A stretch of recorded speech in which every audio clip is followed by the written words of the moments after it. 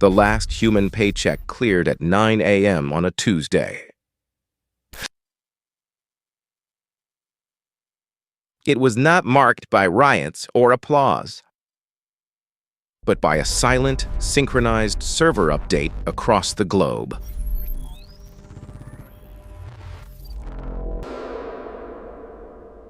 We spent millennia praying for a life of pure leisure.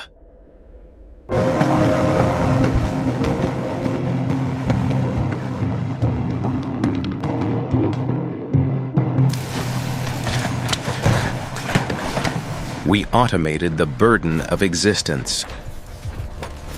We handed the plow, the pen, and the scalpel.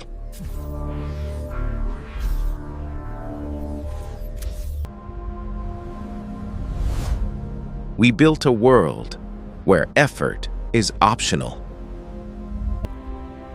And in doing so, we may have inadvertently engineered our own spiritual extinction. Welcome to the Great Stagnation.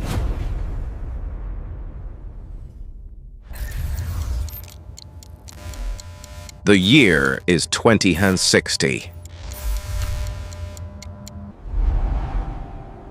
The sky above the megalopolises is clear, scrubbed of smog by atmospheric scrubbers that run on fusion power and quiet efficiency. The great engines of commerce, New York, Tokyo, Shanghai, have fallen silent. No rush hour. No stock market bells. No grind.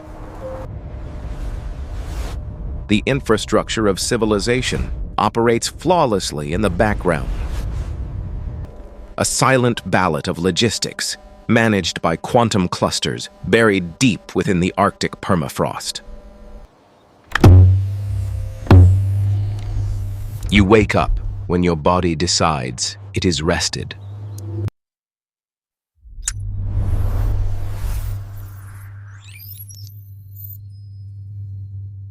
And printed instantly by the molecular assembler in your kitchen.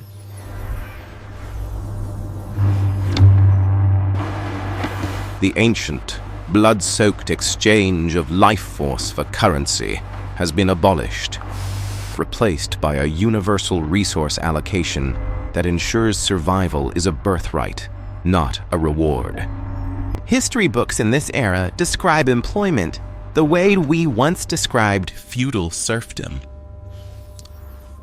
as a barbaric necessity of a resource-poor age.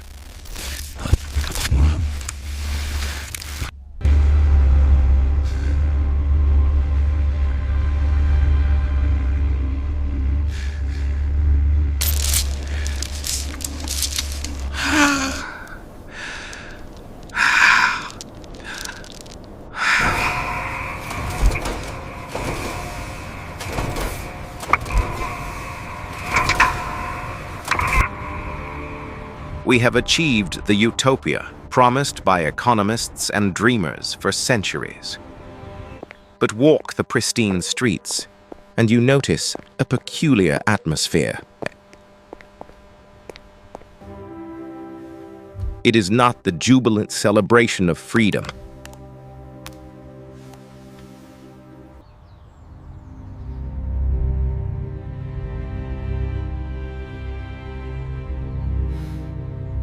Without the external pressure of survival, the internal drive of the species has begun to sputter. We are a biological machine, evolved to hunt, to build, to solve problems in the face of scarcity. Now, we exist in a world without friction. And a world without friction is a world without traction. The engine of this post-scarcity civilization is not a government, nor a corporation. It does not govern laws, it governs physics.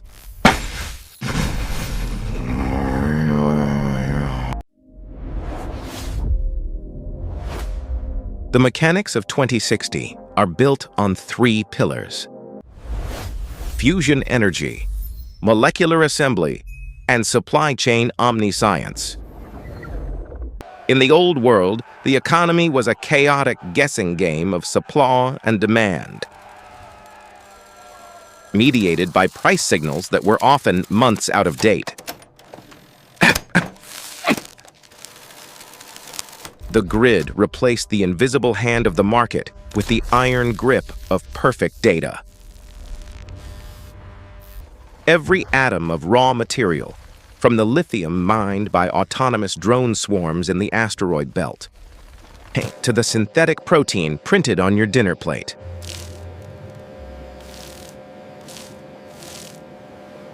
is tracked on a ledger that updates in nanoseconds.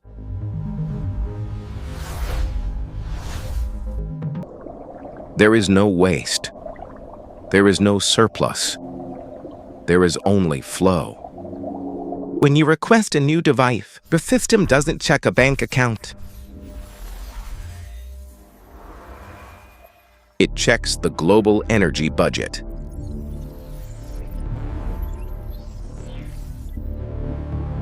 It calculates the joules required to extract, transport, assemble, and recycle it.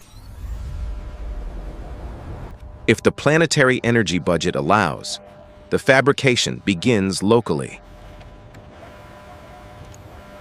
The concept of shipping finished goods is obsolete. Only raw information and matter move. We have achieved the alchemist's dream, the transmutation of energy into object. But this efficiency comes with a terrifying opacity. Algorithms optimizing this flow have long since surpassed human auditing. They operate on high-dimensional logic that no human economist can pass. The code rewrites itself daily, optimizing for variables we can longer define.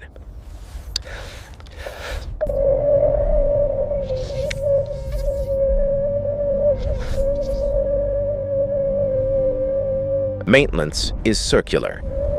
When a harvester drone in the Sahara breaks down, a repair drone is dispatched by a local node.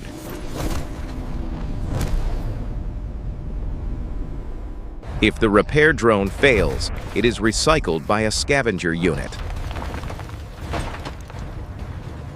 The loop is hermetically sealed.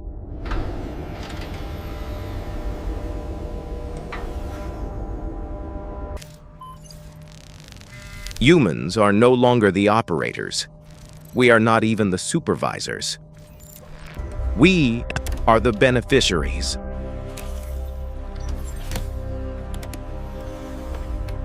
The grid does not care about our culture, our art, or our boredom.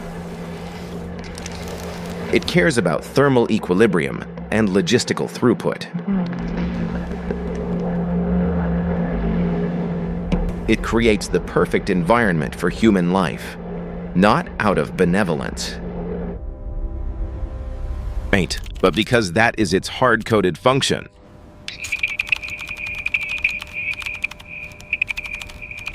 It keeps the lights on, the temperature stable, and the bellies full.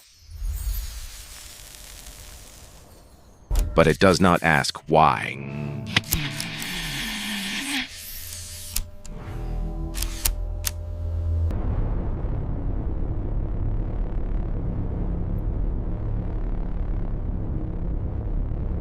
This hour is truly blessed.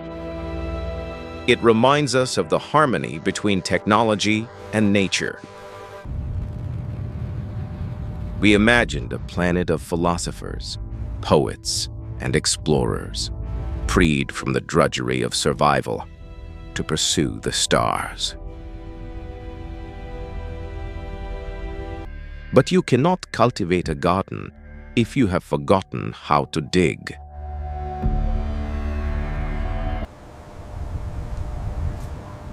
The clinics of 2060 are full. They are not filled with the sick. Pathogens were eradicated decades ago.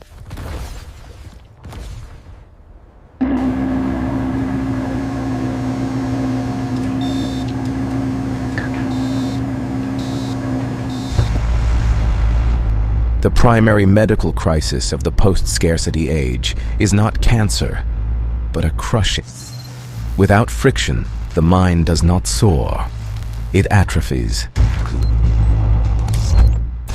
We see the rise of the meaning economy, a desperate marketplace where humans trade artificial hardships.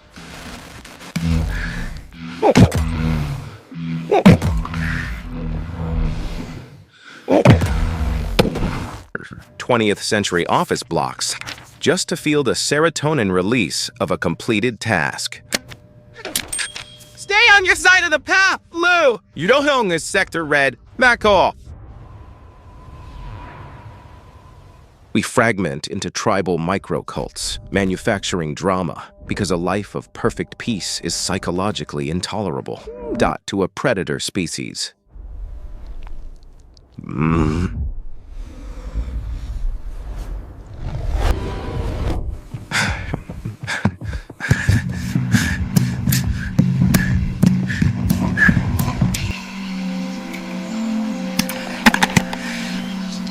But the truth is inescapable. We have become a species of tourists in our own reality. Staring at the Monuments built by our ancestors, unable to comprehend the sweat required to raise them. The risk is not that the AI will turn on us with lasers and terminators. The risk is much more subtle and much more absolute.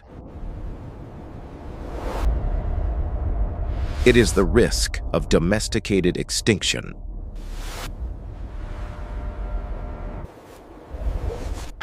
Like wolves turned into pugs, we are breeding the competence out of our DNA. If the grid were to shut down tomorrow, if the algorithms paused for a single week, humanity would not just starve. We would panic and die, paralyzed by our own helplessness.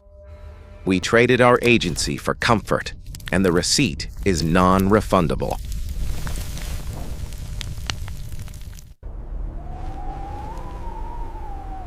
So we stand at the end of history. The cities are pristine. The children are fed. The wars are over. But in the silence of this perfection, a new definition of humanity must be forged. We are no longer defined by what we do.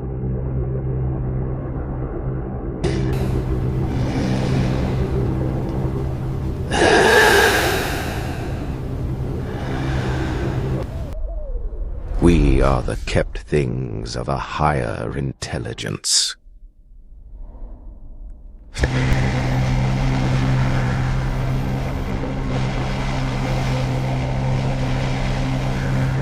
Point only, our passive consumption.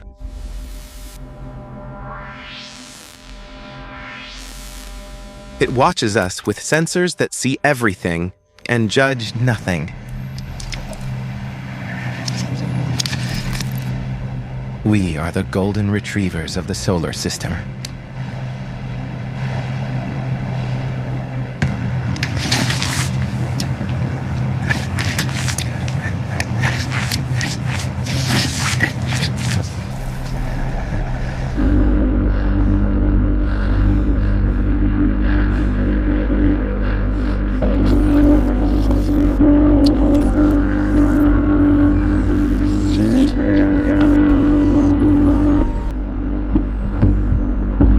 Perhaps this was the evolutionary goal all along, to build. But deep down, the dormant predator in our blood knows the truth. A cage is still a cage, even if the bars are made of gold. as the lights of the automated cities shimmer against the indifferent void. We realized that the struggle for survival was never the enemy. It was the anchor. Now, untethered, we float in a sea of infinite comfort, waiting for a purpose that no algorithm can generate.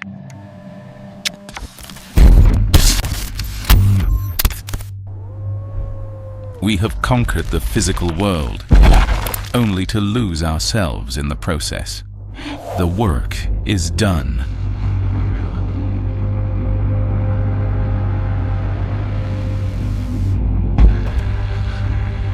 But the labor of being human has only just begun.